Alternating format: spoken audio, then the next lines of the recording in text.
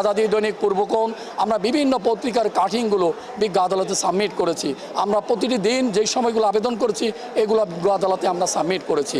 আর এই সমস্ত অভিযোগগুলো আমরা স্থানীয় সরকার, সিটি কর্পোরেশন বিধিমালা 2010-এর 53(2) ধারা অনুসারে আমরা বিজ্ঞ ট্রাইব্যুনালে, নির্বাচনী ট্রাইব্যুনাল চট্টগ্রামে আমরা মামলাটা দায়ের করি।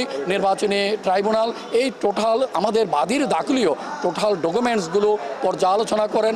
সুদীর্ঘ 3 বছর এই বিবাদীরা তাদের কোনো কিছু না থাকার প্রেক্ষিতে এই মামলায় তারা নোটিশ পাওয়ার পরও অ্যাটেন্ড করে নাই।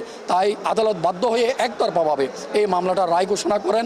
এই মামলা বিধিমালার 59(2) সাবসেকশন 2 ধারা অনুসারে তিনি রায় দেন।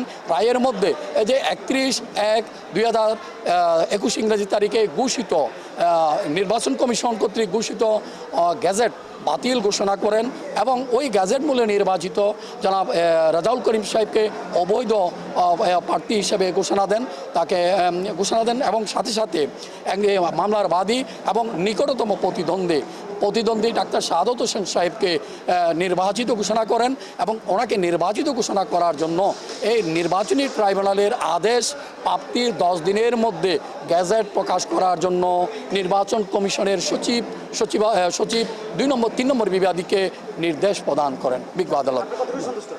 আমরা এই অন্তর্বর্তীকালীন সরকার আসার পর আবারও বিজয় হলো আইনের শাসন।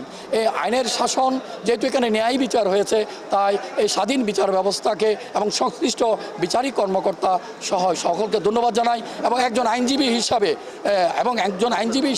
এবং এদেশের এবং এই মহানগরের একজন নাগরিক হিসাবে যে আইনের শাসন প্রতিষ্ঠা হওয়ায় আমি কৃতজ্ঞতা প্রকাশ করতেছি এবং মোবারকবাদ জানাই সবাইকে।